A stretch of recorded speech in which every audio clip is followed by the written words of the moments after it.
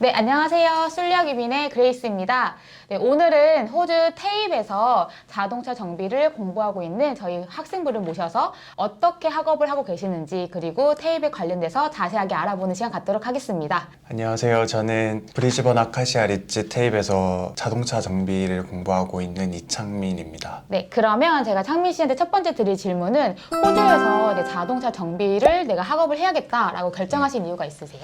브리즈번에 모홀로 처음 오게 됐어요. 그래서 1년을 지내다 보니까 브리즈번이 좋아졌고 특히나 호주의 워라벨이 제일 좋았던 것 같아요. 맞아요. 그래서 호주에 더 살고 싶다는 생각이 들었고 이제 제가 좋아하는 학업을 하면서 영주권을 받을 수 있는 직업이 뭐가 있을까 생각하다가 이제 자동차 정비를 선택하게 됐어요. 원래 그럼 자동차를 좀 좋아하셨어요? 저는 전자공학을 전공을 했는데 자동차에도 관심이 조금 있었어요. 네. 그러다 보니까 찾다 보니까 정비 쪽도 괜찮겠다라는 생각이 들어서 선택하게 됐어요.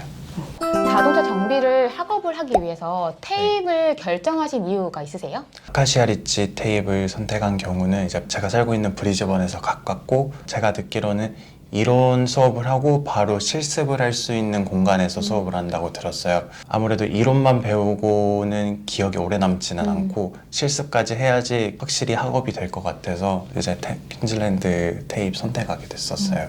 그럼 지금 학업하신 지 한 1년 반 정도 되셨잖아요. 네. 테입에서 공부하시면서 어떤 점이 좀 네. 장점인 것 같으세요? 호주의 국가에서 관리하는 학교이다 보니까 확실히 커리큘럼이 잡혀 있고 필요한 것들 위주로 공부를 하게 되는 것 같아요. 자동차는 좀 많이 있나요? 학생들이 배우기에? 네, 제가 알기로는 30대, 40대 정도 있는 것 같아요. 오, 진짜 많은데요? 그래서 필요할 때마다 이제 필요한 차를 주차해 놓고 정비 공부를 배우고 이제 또 다른 차가 필요하면 그 차를 빼고 다른 차에 넣어서 배우고 그래요. 그러면 보통 어떤 차 브랜드들을 많이 좀 해보셨어요?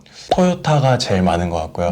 그리고 뭐 포드도 있고 미츠비시 정말 다양하게 있는 것 같아요. 현대 기아도 있고. 그게 다 학교에 다 구비가 되어 있다는 거죠? 네네. 그럼 학교 규모가 굉장히 좀 크겠어요?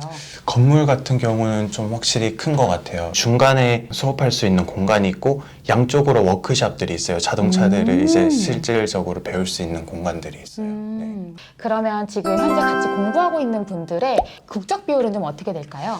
지금 제가 공부하고 있는 클래스에는 한국인은 저밖에 없고요. 그래요? 네. 엄청 많은 국적 친구들이 있어요.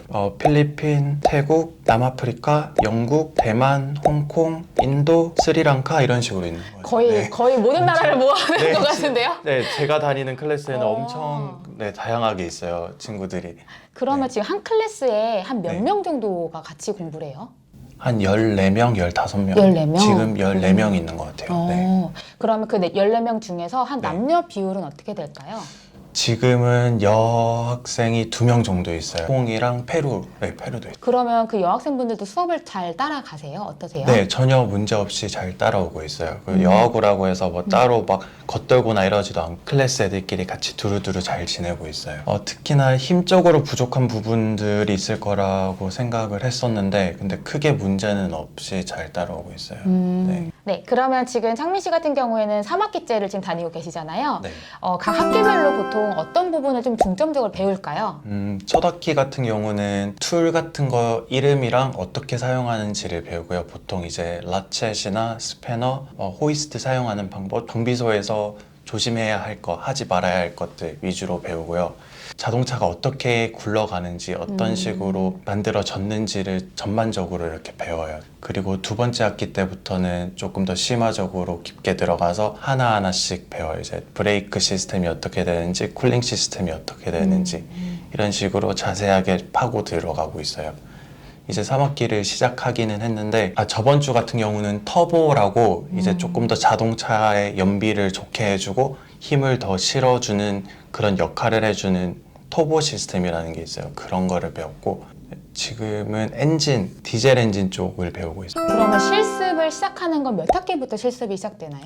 첫 학기부터 바로 실습을 나가요. 바로? 네. 저 같은 경우는 2달 정도 이론 수업을 하고 바로 실습을 한 달 4주 정도 나갔었어요. 그러면 보통 이제 1학기 때 학업하는 분들은 사실 아직은 그 기초적인 부분이 이제 막 다 배우신 단계잖아요. 네.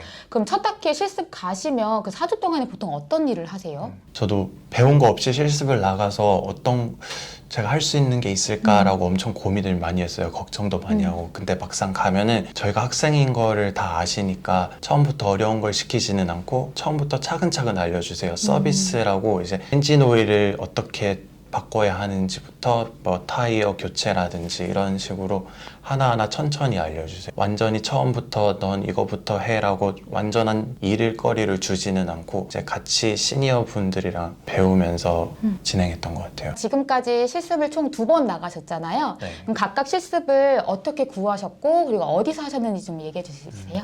첫 번째 실습 같은 경우는 학교에서 집 근처에 있는 개인 정비소나 아니면 딜러십으로 따로 연락을 해서 알아서 구해주세요. 아, 학교에서 직접 네. 연결해 주세요? 네네. 개인적으로 따로 가고 싶은 그 정비소가 있으면 개인적으로 따로 컨택을 해서 갈 수도 있었어요.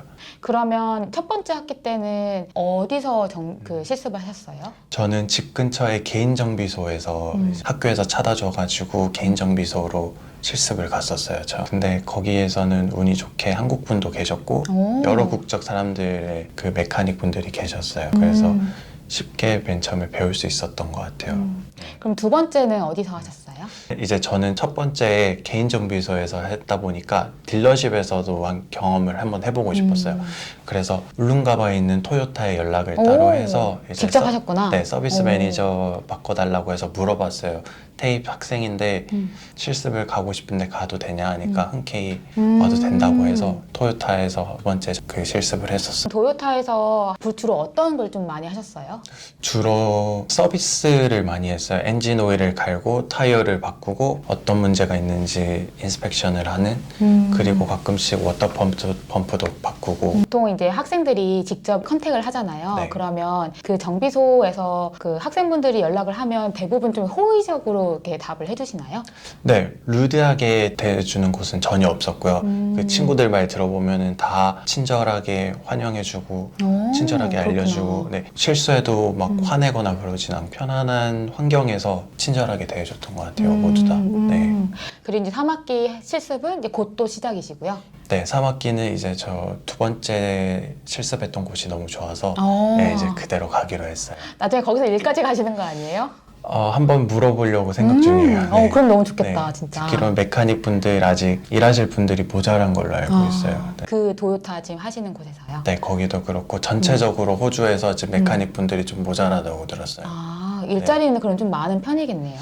네, 찾으려면 충분히 찾을 수 있을 정도로. 네. 개인 정비소에서 실습을 해보셨고 네. 좀 이제 큰 브랜드에서도 해보셨잖아요. 네. 좀 그 두 가지에 좀 차이가 있었을까요? 차이 개인적으로는 개인 정비소는 확실히 정돈되지 않은 느낌이 좀 있었어요. 이런 일은 이렇게 진행해야 되고 저런 일은 이렇게 진행해야 되고 이런 매뉴얼이 없다는 느낌? 대신에 그래도 해야 할 일을 받았을 때 제한 시간이라는 그런 게 없었어요. 그래서 확실히 배우고 천천히 확실하게 정비를 할 수 있는 느낌을 받는 반면에 그 딜러십 같은 경우는 정해진 시간이 조금 있어요. 그래서 그 시간 안에 하면은 제 efficiency라고 이제 능률을 확인할 수 있는 퍼센테이지가 나와요. 그러면 그 퍼센테이지가 높으면 높을수록 보너스를 좀 더 주는 경우도 있고. 네. 그럼 확실히 좀 장단점이 좀 뚜렷하네요. 네. 네, 그러면 학업하시면서 이제 어떤 점이 좀 재밌었고 어떤 점이 좀 어려웠다라는 게 있을까요? 우선 재밌었던 점은 같이 처음 배우는 친구들이랑 인터내셔널 친구들이랑 같이 수업을 하고 이제 이야기하면서 이제 몰랐던 점이나 어려웠던 점을 서로 공유하는 게 너무 좋았던 것 같고요. 특히나 학교 끝나고 같이 이제 밥 먹으러 가고 그런 점도 좋았고요. 어려웠던 점은 굳이 하나 뽑자면 영어였던 것 같아요. 영어로 모르는 걸 영어로 수업을 하면서 알아가야 되고 처음 듣는 단어들이 있고 근데 그래도 인터내셔널 클래스다 보니까 선생님들이 천천히 설명해주고 제가 이해가 안 됐던 부분은 두세 번 이렇게 물어봐도 흔쾌히 계속 대답을 해주셨던 것 같아요. 전혀 문제 없이 천천히 더 쉽게 설명을 해줬었어요. 그럼 네. 전혀 이쪽 관련돼서 전혀 지식이 없으셨던 분들도 따라가기에는 그렇게 어렵지는 않으셨어요? 수업이나 이런 게? 단어 같은 경우 생소한 단어들이 좀 많았는데 그래도 그 자리에서 제가 검색하고 다시 물어보고 이러는 과정을 반복하다 보니까 크게 문제는 없었던 것 같아요. 네. 뭐 과제나 시험은 어떠셨어요? 과제 같은 경우는 한 섹션마다 이제 실습을 하면서 실습한 내용을 이제 적는 페이퍼 같은 게 있어요. 그걸 잡카드라고 하는데 처음 잡카드를 받아서 적을 때는 엄청 먹먹했어요. 어떤 식으로 적어야 되는지, 특히 영어로 적어야 되고 모르는 단어들을 적어야 되고. 근데 두세 번, 네 번, 다섯 번 이렇게 하다 보니까 익숙해져서 이제 괜찮아졌는데 처음에는 조금 어려웠던 것 같아요. 테이프도 한국 대학교처럼 뭐 중간고사, 기말고사 이런 개념이 있어요? 그런 개념은 없고요. 보통 1주 섹션, 2주 섹션 이런 식으로 한 파트별로 나가는데 그 파트마다 실습을 하고 이론을 배우고 작은 그 쪽지 시험 아닌 그 시험들을 쳐요, 매번. 중간고사, 기말고사 같은 경우는 그런 개념은 없고 네, 제가 듣기로는 졸업할 때 한번 큰 시험을 치는 걸로 알아요. 마지막 네. 학기 때요? 네. 그럼 그것도 준비를 잘 해서 패스를 해야겠네요. 네, 그것 때문에 공부 열심히 하고 있어요. 네, 그러면 현재 일을 하고 계시는 학생분들도 좀 계실까요? 지금 저희 클래스에는 4명 정도 정비사로 일을 하고 있는데요. 울트라튠에서 일하는 친구도 있고 딜러십에서 일하는 친구도 있어요. 그리고 나머지는 개인 정비소에서 일을 하고 있고요. 주에 평일에 보통 학교 끝나고 그 학교 안 가는 날 일을 하는 것 같아요. 그러면 지금 보통 테이프 주에 한 3일 정도 학교를 가시죠? 네, 월요일에서 화요일은 8시에서 오후 4시 45분 정도까지 하고 수요일은 12시 점심시간에 끝나요. 그러면 그 시간 이외에 이제 남은 시간들에서 일을 이제 하고 계시는 거네요. 네, 그 친구들은 그때 수목금 정도 일을 하고 있어요. 보통 정비소가 토요일, 일요일에는 쉬더라고요. 맞아요. 네. 네. 나중에 졸업을 하시고 자동차 정비사로 취업을 하게 되신다. 그럼 보통 한 연봉이 어느 정도 될까요? 너무 천차만별이기는 한데 보통 시작은 5만 불에서 5만 5천 불 정도로 시작을 하는 것 같고요. 실습을 다니면서 봤던 분들 중에는 많이 받으면 10만 불 이상 정도 받는 분들도 계셨어요. 그런 분들은 경력이 굉장히 좀 오래되신 분들일까요? 보통 8년 정도나 10년 정도 되신 분들인 것 같아요. 10년 정도. 네, 그러면 어떤 분들한테 이 자동차 정비 학업을 추천하실 것 같으세요? 자동차를 좋아하시는 분들이나 관심 있으신 분들, 그게 제일 중요한 것 같고요. 이 공부를 하다 보면은 자동적으로 이제 영주권을 취득할 수 있는 기회가 오니까 영주권을 목표로 하는 분들한테도 이점이 좀 있는 것 같아요. 네, 그럼 마지막으로 이제 창민 씨께서 저희 솔력 이민을 통해서 학생 비자를 진행하시면서 어떤 점이 좀 좋으셨는지 얘기해 줄 수 있으세요? 우선 솔유학 이민이랑 같이 진행하게 된 계기는 이제 솔유학 이민에서 확실하게 정보를 찾아봐 주시고 그 확실한 정보로 저한테 객관적으로 죄송해요. 객관적으로 이제 얘기를 해주시니까 저도 확실하게 마음을 잡을 수 있었고 매 학기마다 이제 잘 다니고 있는지 이제 어떻게 진행되고 있는지 관심도 많이 가져주시고 연락도 많이 해주시는 것 같아요. 특히나 오혜린 과장님이 관심을 많이 가져주십니다. 감사합니다. 네, 그럼 오늘 영상은 여기까지고요. 오늘 영상이 유익하셨다면 구독과 좋아요 눌러주세요. 네, 그러면 감사합니다.